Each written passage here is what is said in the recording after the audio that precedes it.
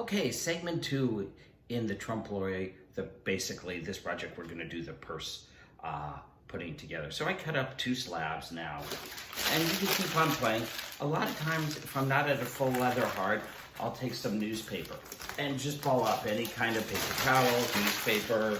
Don't use your priceless, supplies. Just go get a junky newspaper. And this helps keep it full. So I may not eat it all, I may need some of it.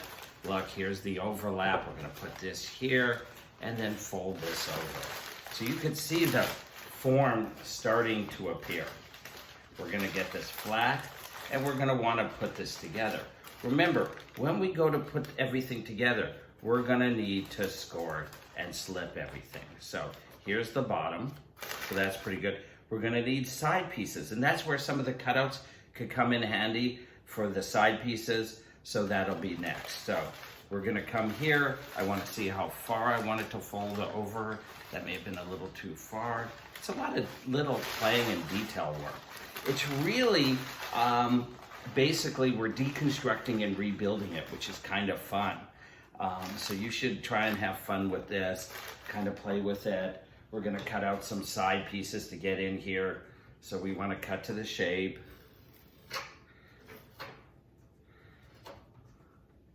You should be able to see me put these in.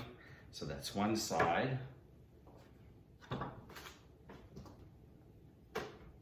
I'm gonna take another piece that I stored down here, and we're gonna put in the other side. I'm trying to cut off to the side. Hopefully you can see. I'll adjust a little bit and use that as a template for the other side so it kind of matches.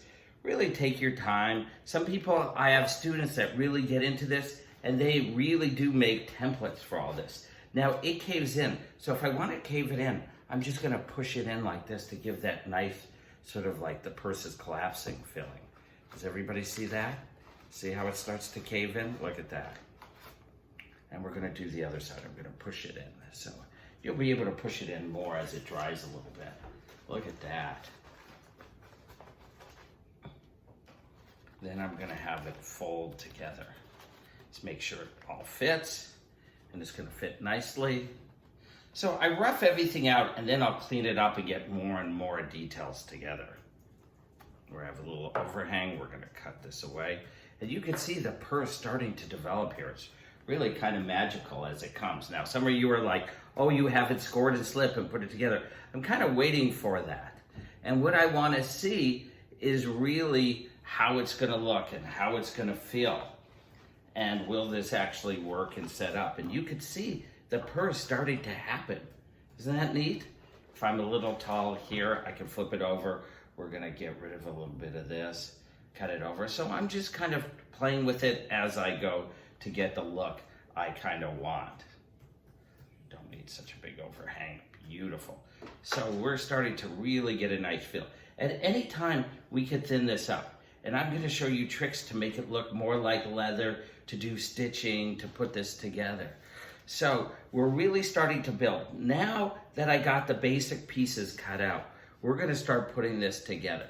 So that's gonna be part 3.